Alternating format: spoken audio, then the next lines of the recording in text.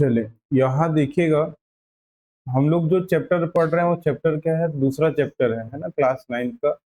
और चैप्टर का नाम क्या है, वास्तविक संख्याएं, या उसके साथ जो है परिमेय और क्या है, अपरिमेय संख्याओं के बारे में बोला गया है। वास्तविक संख्याओं की, वास्तविक संख्या किसे कहते हैं याद रखिएगा, जिन संख्याओं को हम संख्या रेखा पर दर्शा सकते हैं, है ना, जिन संख्याओं को संख्या रेखा पर दर्शा सकते हैं उसे क्या कहा जाता है, वास्तविक संख्याएं कहते हैं। वास्तविक संख्याएं को और क्या कहा जाता है, रियल नंबर कहा जाता है। ठीक है, तो हम लोग जो है, जो पूर्ण संख्या है, प्राकृत संख्या है, पूर्णांक संख्या है और परिमेय संख्या है, जिसके अंतर्गत हम लोग क्या देख रहे थे, संवृत्त गुणधर्म के बारे में देख रहे थे, है ना। संवृत्त गुणधर्म का मतलब क्या होता है, यदि यहाँ देखें तो ए और बी जो है वो क्या है, एक परिमेय संख्या है, तो उसका ए संक्रिया बी भी क्या होना चाहिए, परिमेय संख्या होना चाहिए। और संक्रिया का मतलब क्या है, धन से है, ऋण से है, गुना से है और क्या है, भाग से है। ठीक है, इसके बारे में हमने पढ़े थे। उसके बाद क्या पढ़े थे हमने, क्रम विनिमय गुण के बारे में पढ़े थे। क्रम विनिमय गुण का मतलब क्या है, क्रम को बदल देना। जैसे कि यहाँ 2 धन 3 किए बराबर क्या हो जाएगा, 3 धन 2। तो यहाँ यदि दोनों पक्ष यदि बराबर आ रहे हैं तो इसका मतलब क्या होगा, क्रम विनिमय नियम का पालन करता है। और यदि बराबर ना आए तो उसका मतलब क्या होगा, क्रम विनिमय नियम का पालन नहीं करता है। फिर साहचर्य गुण की बात करें तो साहचर्य गुण में क्या देखे थे हमने कि ए संक्रिया ब्रैकेट में क्या है, बी संक्रिया सी बराबर ए संक्रिया बी ब्रैकेट में रहेगा, संक्रिया क्या हो जाएगा, सी, है ना। और बॉडमस रूल ये कहता है कि सबसे पहले आपको किसको हल करना है, ब्रैकेट को हल करना है। तो इसका भी हमने देख चुके हैं, है ना, साहचर्य गुण के बारे में हमने देख चुके हैं। ठीक है, तो मेरे हिसाब से तो इतना समझ आ गया होगा, है ना। जो बच्चा है ना उसको मैं कराऊंगा, है ना, जिसकी छूटा था उसको देखेंगे। लेकिन आपको इन 3 जो क्या है गुणधर्म है उसके बारे में आपको जानना है, संवृत्त गुणधर्म, क्रम विनिमय गुण, है ना, और क्या है, साहचर्य गुण के बारे में। ठीक है, मेरे हिसाब से इतना तो हो गया था, है ना। आगे जो चल रहे हैं हम लोग उस किसको देख रहे हैं, यहाँ शून्य की भूमिका को देख रहे हैं। तो यहाँ लिखा है कि क्या आप कोई ऐसी संख्या बता सकते हैं जिसे किसी संख्या से जोड़ने पर वही संख्या प्राप्त होती है। जब शून्य की बात करें तो शून्य एक ऐसी संख्या है जिसको हम किसी भी संख्या से जोड़ें तो हमें क्या मिलता है, वही संख्या प्राप्त होती है। जब जीरो किसी भी परिमेय संख्या में जोड़ा जाता है तो पुनः वही परिमेय संख्या प्राप्त होती है। जैसे कि मान लो यहाँ हम परिमेय संख्या के रूप में लिख लिए, मान लो 2/3 है, तो 2/3 में हम जीरो को जोड़ेंगे तो क्या मिलेगा, हमें 2/3 ही मिलेगा। तो जीरो एक ऐसी संख्या है ना, जीरो एक क्या है, ऐसी संख्या है जिसको हम किसी भी संख्या से जोड़े तो हमें वही प्राप्त होता है, वही संख्या में प्राप्त होता है ना, याद रखिएगा। उसके बारे में यहाँ देख रहे थे, शून्य की भूमिका। आगे यहाँ देखें तो एक लाइन लिखा है, मान लीजिए कि ए कोई क्या है, ए कोई क्या है, परिमेय संख्या का प्रतिनिधित्व करता है। मान ली हमने ए को कोई परिमेय संख्या मान लिए, तो ए में हम क्या करेंगे, जीरो को जोड़ेंगे, हमें क्या मिलेगा, ए मिलेगा, है ना। या जीरो में ए जोड़ोगे तो क्या मिलेगा, ए प्राप्त होगा, मतलब वही संख्या प्राप्त होगा। ये क्या है, शून्य की भूमिका है। अब एक की भूमिका की बात करें तो यहाँ क्या होगा, किसी भी संख्या में हम एक का क्या करेंगे, गुना करेंगे, है ना। किसी भी संख्या में हम एक का गुना करेंगे तो वही संख्या प्राप्त होता है। तो यहाँ इसको भी देख लीजिए, जैसे कि मान लो 3 है, 3 में हम क्या किए, एक का गुना करेंगे तो क्या मिलेगा, हमें 3 ही प्राप्त होगा, है ना। जैसे कि मान लो 2/7 है मान लो, और 2/7 में हमने एक का गुना किए तो हमें क्या मिलेगा, 2/7 ही प्राप्त होगा। तो ये बताइए यहाँ कि एक और जीरो और एक जो है, ये कल हमने देखे थे, जीरो को हम क्या कहेंगे, क्या कहेंगे, योज्य तत्समक अवयव कहते हैं। जीरो को क्या कहा जाता है, योज्य तत्समक अवयव, अवयव को आप यहाँ तो लिखा नहीं है अवयव, लेकिन आप याद रखिएगा जीरो को क्या कहते हैं, योज्य तत्समक कहते हैं या योज्य तत्समक अवयव कहते हैं, है ना, योज्य तत्समक अवयव कहते हैं, है ना। जीरो एक ऐसी संख्या है जिसे हम किसी भी संख्या से क्या करें, योग करें तो हमें क्या मिलता है, वही संख्या प्राप्त होती है। और इसको क्या यहाँ योग कर रहे हैं ना, योग की बात कर रहे हैं, तो योग की बात कर रहे हैं इसलिए याद रखिएगा योज्य तत्समक, योग से याद रखना योज्य, है ना। तो जीरो को क्या कहा जाता है, योज्य तत्समक कहते हैं। और एक की बात करें तो एक को क्या कहा जाता है, गुणन तत्समक, है ना। तो एक जो परिमेय संख्याओं के लिए एक क्या है, गुणात्मक तत्समक या क्या बोल सकते हैं, क्या बोल सकते हैं, गुणन तत्समक, गुणात्मक तत्समक अवयव बोलो या गुणन तत्समक अवयव बोलो, ठीक है। अवयव का मतलब होता है एलिमेंट होता है। तो यहाँ तक हमने देख चुके थे, है ना। मेरे हिसाब से ज्यादा आपको और ध्यान नहीं देना है, बस इतना याद रखना है कि शून्य की भूमिका का मतलब ये है कि शून्य एक ऐसी संख्या है जिसको हम किसी भी परिमेय संख्या में जोड़ें तो हमें क्या मिलता है, वही संख्या प्राप्त होता है। और उसके बाद यहाँ और जीरो को क्या कहा जाता है, योज्य तत्समक अवयव कहा जाता है, ठीक है। और एक की बात करें तो एक को क्या कहा जाता है, गुणन तत्समक अवयव या गुणात्मक तत्समक कहते हैं, है ना। और एक जो है एक ऐसी संख्या है जिसको हम किसी भी परिमेय संख्या से क्या करें, गुना करें, हमें वही संख्या प्राप्त होती है, ठीक है। यहाँ देखिएगा प्रतिलोम का अस्तित्व देखें, नेक्स्ट टॉपिक यदि देखा जाए तो क्या है, प्रतिलोम का अस्तित्व। प्रतिलोम का अस्तित्व की बात करें तो एक होता है योगात्मक प्रतिलोम होता है ना, क्या होता है, एक योगात्मक प्रतिलोम होता है। और एक जो है ना, यहाँ देखोगे क्या होता है, गुणात्मक प्रतिलोम होता है। प्रतिलोम मतलब क्या होता है, उल्टा, है ना। प्रतिलोम मतलब क्या होता है, उल्टा होता है। तो ध्यान रखिएगा, यहाँ योगात्मक प्रतिलोम की बात करें तो ध्यान से यदि देखें तो यहाँ 3 का योगात्मक प्रतिलोम क्या हो जाएगा, -3 हो जाएगा, है ना। 3 का योगात्मक प्रतिलोम क्या हो जाएगा, -3, और -3 का योगात्मक प्रतिलोम क्या हो जाएगा, 3 हो जाएगा। जिसकी यहाँ -5 है तो -5 का योगात्मक प्रतिलोम क्या होगा, 5 होगा, और 5 का योगात्मक प्रतिलोम क्या होगा, -5 होगा। मतलब यहाँ सिंपल सा चीज है कि यदि हम, है ना, यदि हम इसको थोड़ा सा देखें एग्जाम्पल को, मान लीजिए यहाँ कितना है, 7 मान लेते हैं, चलो। तो 7 में हम क्या जोड़ें कि हमें जो है क्या प्राप्त हो, 0 प्राप्त हो। तो क्या करेंगे, 7 का उल्टा -7 यहाँ रखना। तो 7 का योगात्मक प्रतिलोम क्या होगा, -7, और -7 में हम क्या जोड़ें कि हमें क्या मिल जाए, 0 मिल जाए। तो यहाँ क्या होगा, -7 का योगात्मक प्रतिलोम क्या हो जाएगा, 7 हो जाएगा। समझ आया ना। तो इसी को यदि मान लिया जाए, है ना, ए एक कोई संख्या है ना, तो ए में हम क्या जोड़े कि हमें 0 प्राप्त हो, बोलिए क्या होगा, जोड़ना है ना, योग कर दिए और क्या होगा, यहाँ -a यहाँ हो जाएगा, ठीक है ना। तो a का योगात्मक प्रतिलोम क्या हुआ, -a, है ना, -a, या हम क्या बोल सकते हैं, -a का योगात्मक प्रतिलोम क्या होगा, बोलो, a होगा, बराबर कितना आएगा, यहाँ 0 आएगा। ये समझ आ रहा है। यहाँ इस वाले को देखिए ध्यान से, यहाँ क्या होगा, a प्लस और माइनस क्या हो जाएगा, माइनस, और a बराबर कितना होगा, 0 होगा। तो a माइनस a क्या हो जाएगा, 0 हो जाएगा। तो ये भी समझ आ रहा है, योगात्मक प्रतिलोम, है ना, ठीक है। चले आगे देखें, यहाँ तो यही बात लिखा गया है कि यदि a कोई क्या है, परिमेय संख्या है ना, वही बात लिखा ना, यहाँ देखो, a कोई क्या है, परिमेय संख्या है।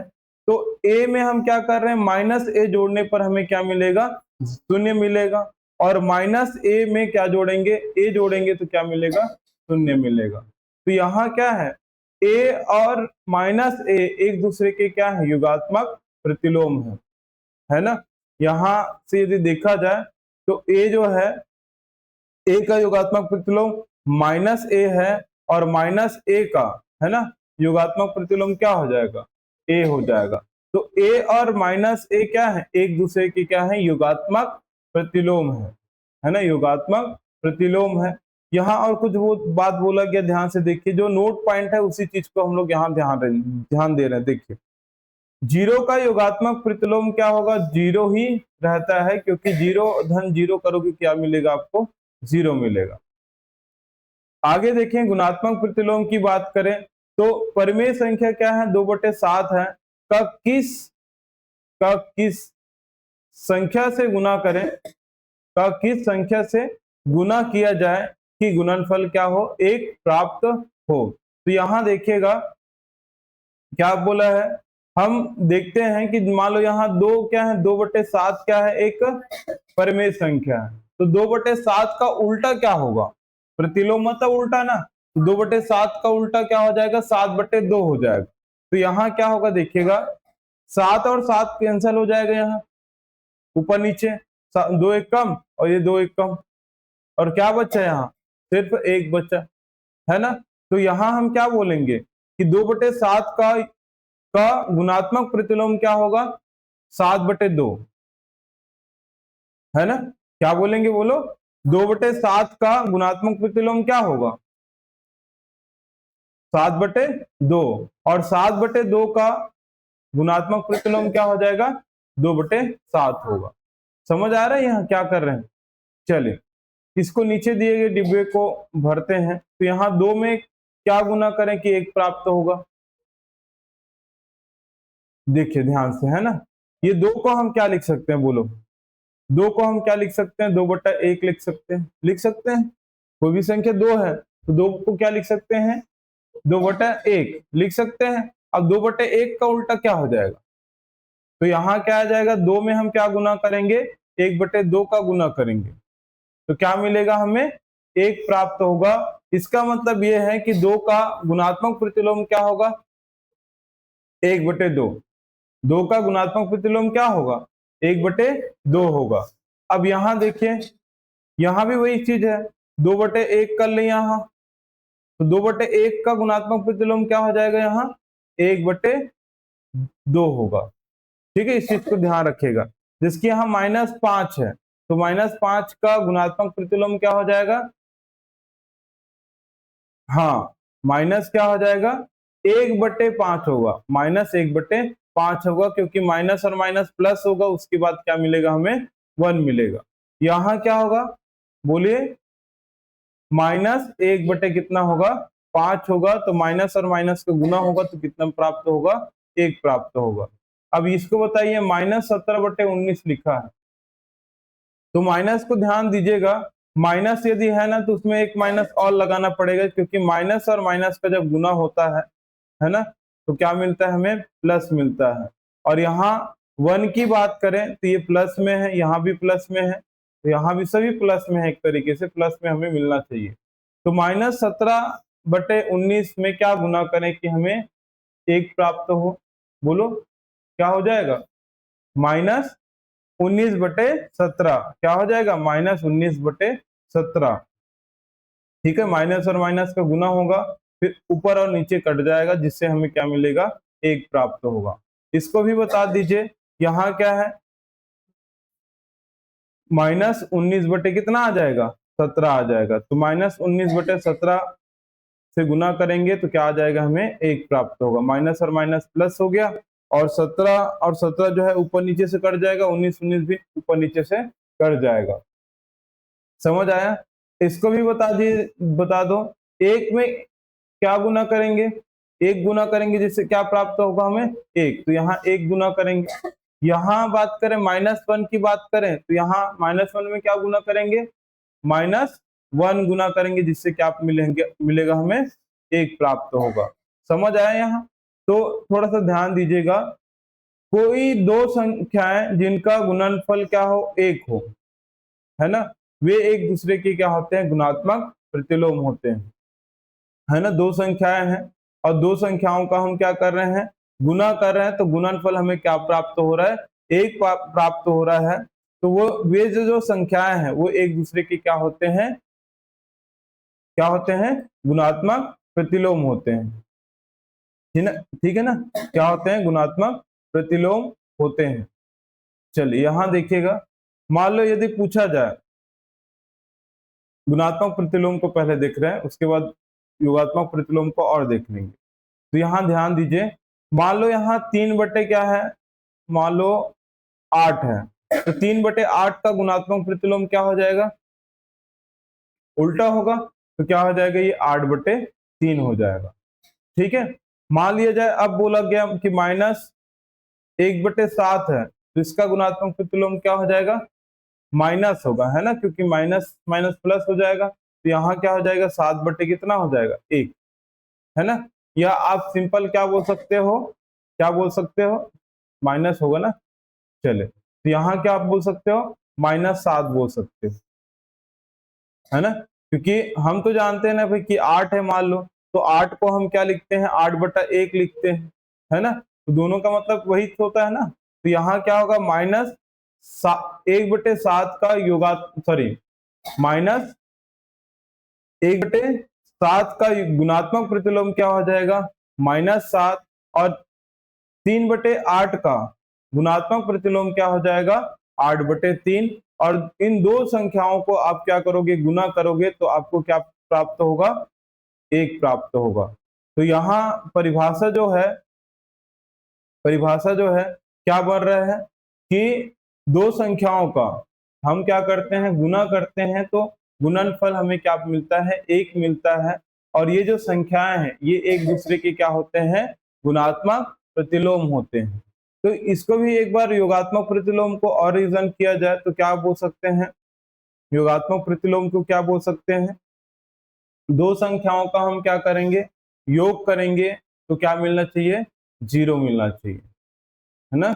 दो संख्याओं का हम क्या कर रहे हैं, योग कर रहे हैं, तो हमें क्या मिलना चाहिए, 0 मिलना चाहिए। तो इसको भी देख लीजिए, माइनस मान लो 5 है, तो -5 में हम क्या जोड़ेंगे, क्या जोड़ेंगे, 5 जोड़ेंगे, तो हमें क्या मिलेगा, 0 मिलेगा।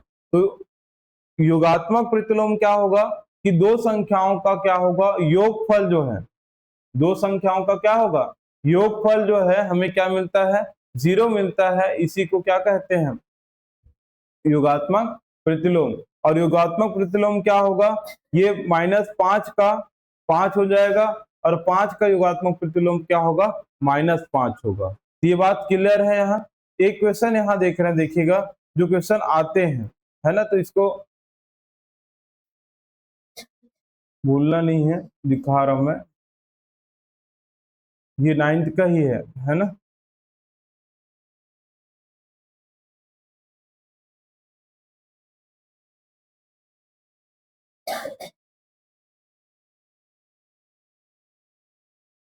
चलो इसमें आया होगा, दिखा रहा हूँ।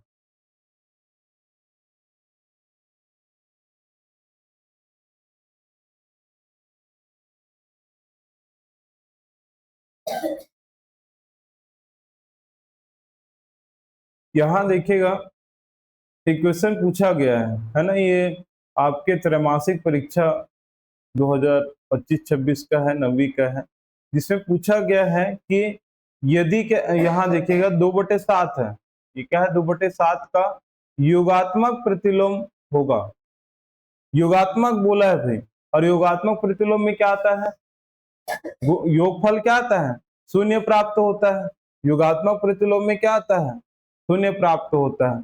तो ये बताओ यहाँ 2/7 का योगात्मक प्रतिलोम क्या होगा, देख लीजिए, यहाँ क्या आना चाहिए, 0 आना चाहिए, योगात्मक प्रतिलोम बोला है, और योगात्मक प्रतिलोम में क्या होता है, दो परिमेय संख्याओं का योग जो है हमें क्या प्राप्त होता है, शून्य प्राप्त होता है। तो 2/7 का योगात्मक प्रतिलोम क्या होगा, वेरी गुड, क्या होगा, -2/7 होगा, समझे ना। अब यहाँ गुणात्मक प्रतिलोम और योगात्मक प्रतिलोम को ध्यान रखना है ना।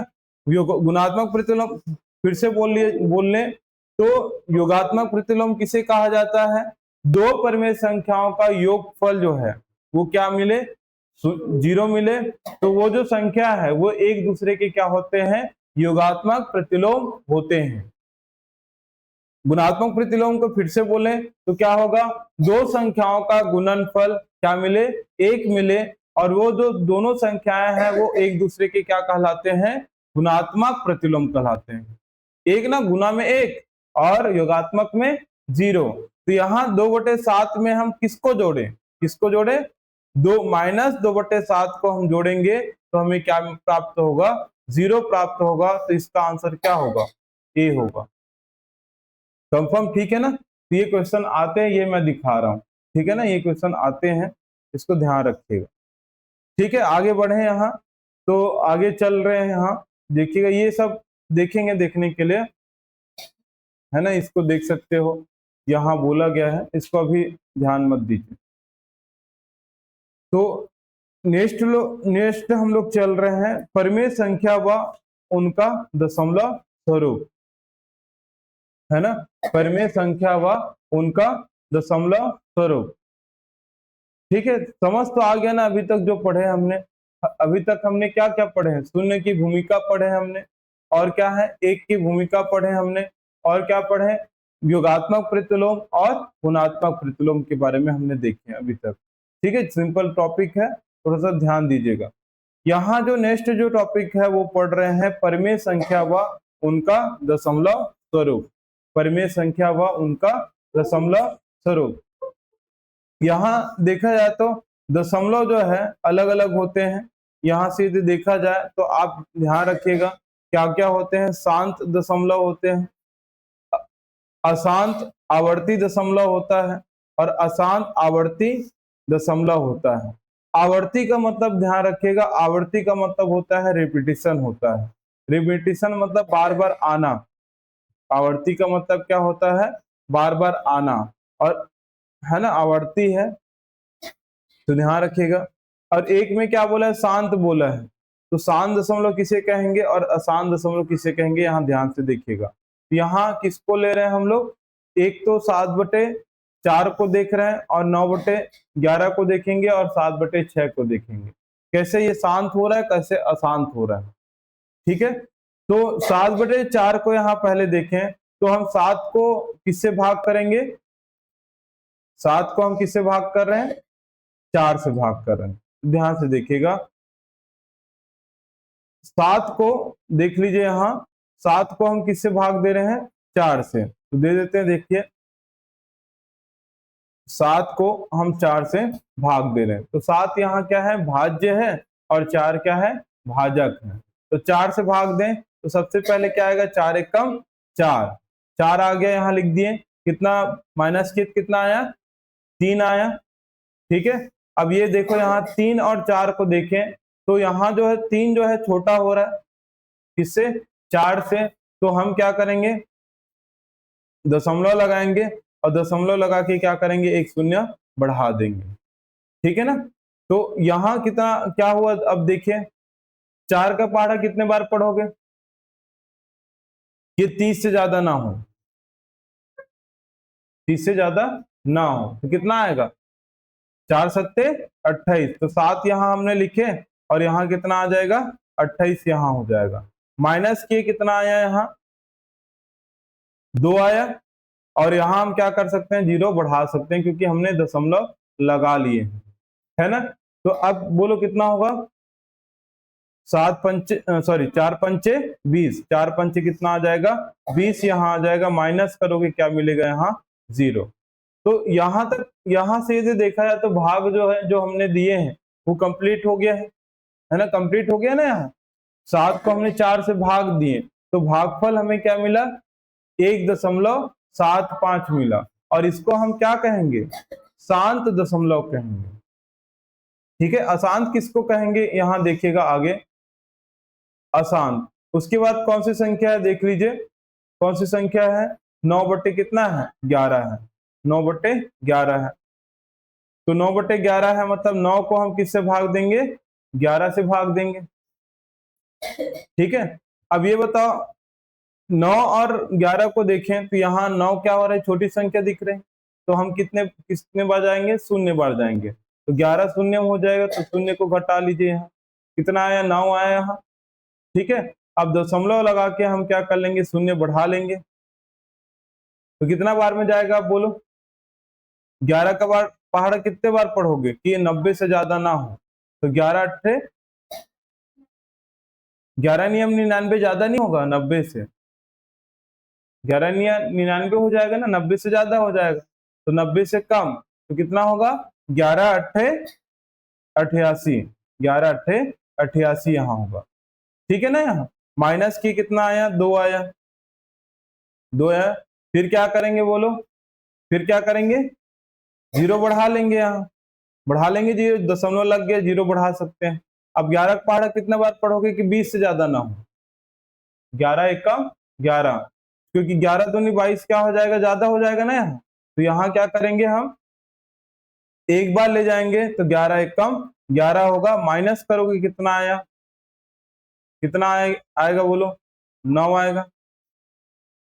20 में 11 घटाओगे 9 आएगा ना। फिर जीरो बढ़ाओगे यहाँ, फिर कितना बार जाओगे?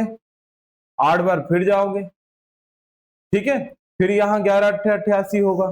फिर यहाँ कितना बचा? कितना बच गया? 2 आ गया, 2 आ गया ना। 90 में 88 घटाओगे 2 मिलेगा, जीरो बढ़ाओगे फिर कितने बार में जाएगा? फिर एक बार में जाएगा। ठीक है, एक बार में जाएगा। फिर मतलब फिर इसको 11 लिखोगे, यहाँ घटाओगे कितना आएगा? 9 आएगा, फिर जीरो बढ़ाओगे। ये कब तक चलेगा? अनंत तक चलेगा, मतलब बार बार यही प्रक्रिया होते जाएगा। मतलब यहाँ क्या होते जाएगा? 0.81 81 81 81 81 इस तरीके से क्या होगा? बढ़ते जाएगा। ये कौन सा दशमलव होगा? आसान तो है, लेकिन क्या हो रहा है? आवृत्ति हो रही है। आवृत्ति मतलब क्या हो रहा है? बार बार आना। तो 81 81 81 क्या हो रहा है? बार बार आ रहा है ना, बार बार आ रहा है। इसे हम क्या कहेंगे?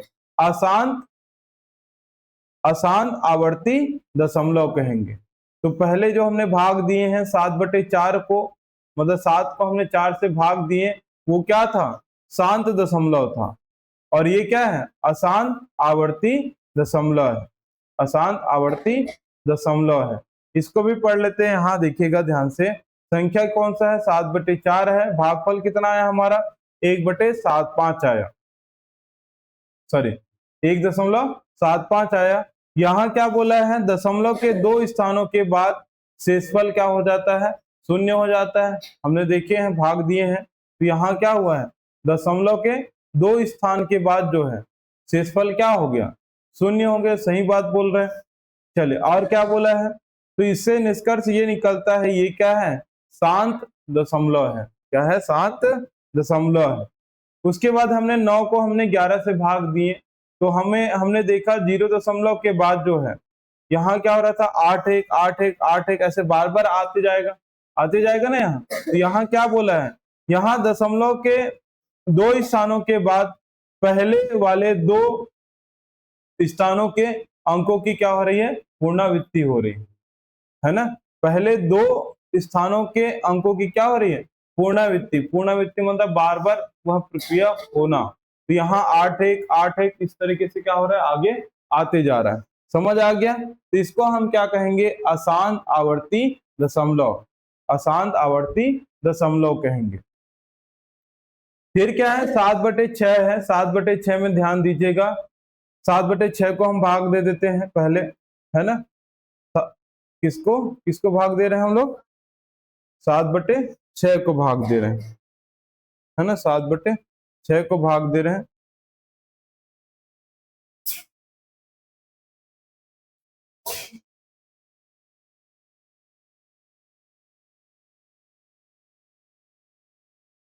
चलिए, 7 किसको दे रहे हैं? 6 को।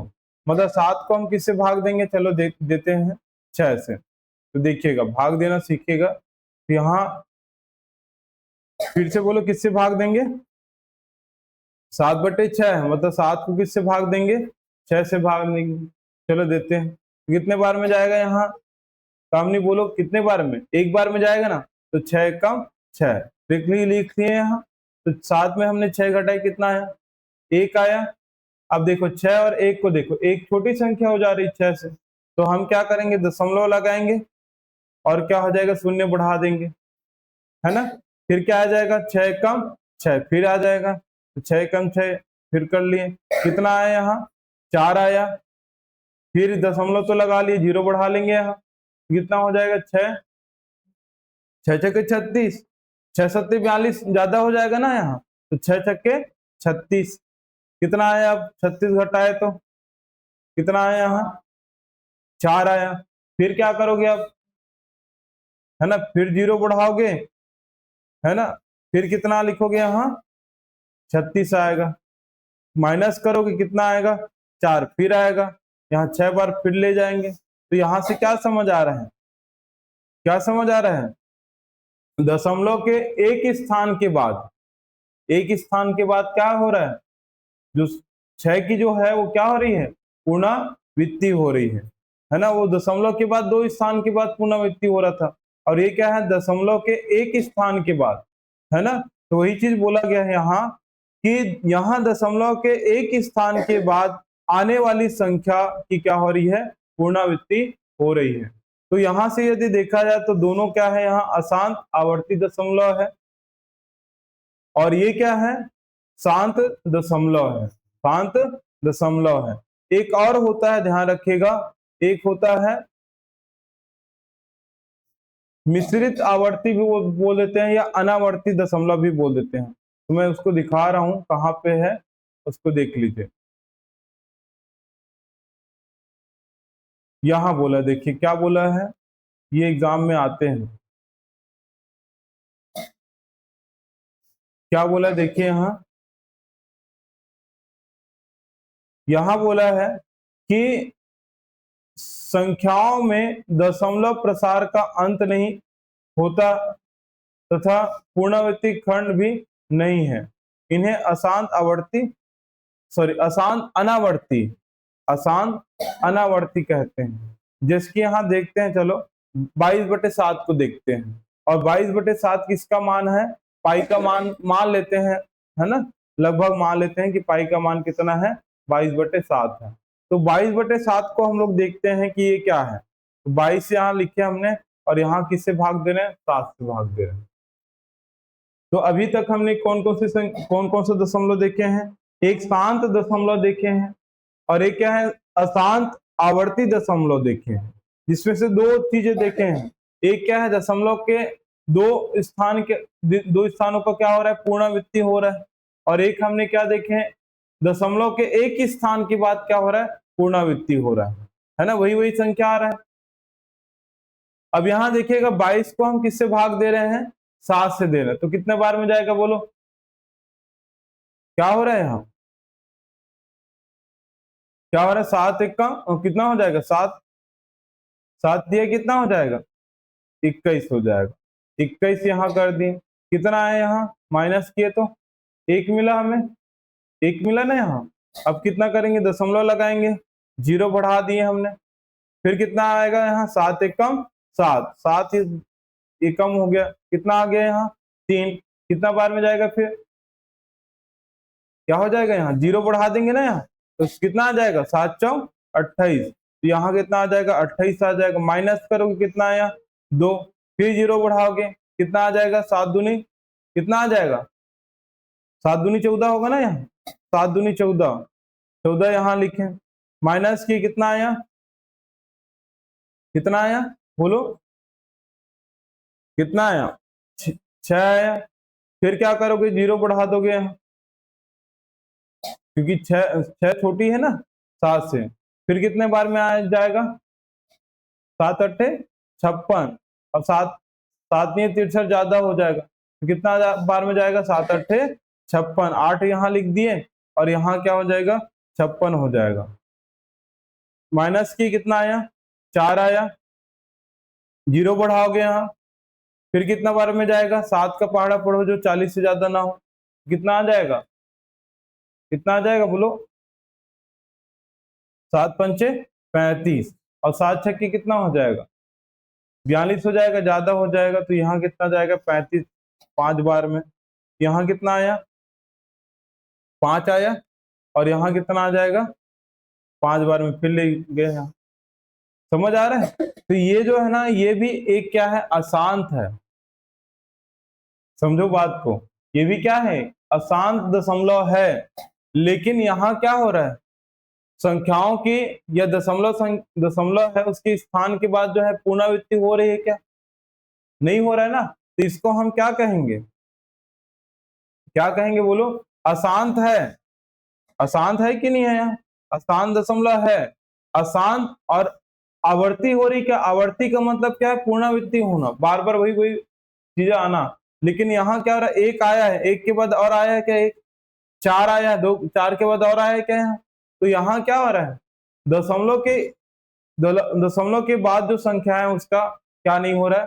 पुनरावृत्ति नहीं हो रहा है या आवृत्ति नहीं हो रहा है, तो उसे हम क्या कहेंगे? अनावृत्ति। अनावर्ती क्या कहेंगे? अनावर्ती कहेंगे। ठीक है ना, अनावर्ती कहेंगे। समझ आया अभी तक जो पढ़े हमने? ये क्या कहलाएगा बोलो? ये क्या कहलाया जाएगा? शांत दशमलव। क्या हो जाएगा? शांत दशमलव होगा। क्या होगा? शांत दशमलव होगा। ये क्या कहलाएगा? अशांत है, अशांत दशमलव कहलाएगा। अशांत क्या होगा बोलो? आवर्ती। क्या होगा? अशांत आवर्ती होगा। आवर्ती दशमलव, दशमलव अशांत आवर्ती दशमलव होगा। ये भी क्या होगा? अशांत आवर्ती दशमलव होगा। लेकिन यहाँ देखिएगा दशमलव के एक स्थान के बाद क्या हो रहा है? रिपीटिशन हो रहा है, पुनरावृत्ति हो रहा है। ठीक है ना, समझ आ गया ना?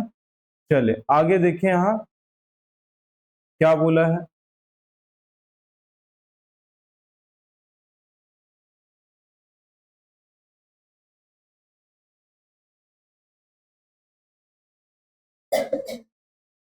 चलो यहाँ तक हो गया था, आगे हम लोग बढ़ेंगे।